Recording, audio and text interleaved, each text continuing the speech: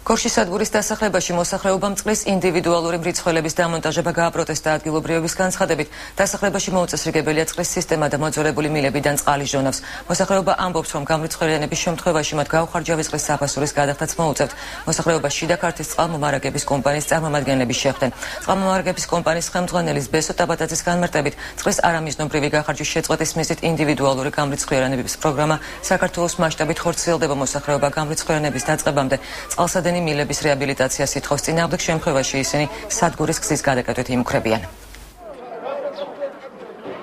ჩვენ ცხოვრობთ სოფლის პირობებში, აქ არ შეიძლება გაკეთდეს წყლის გამრიცხველიანება. იმიტომ რომ ხალხს ეს არის დიდ ხარჯებთან დაკავშირებული.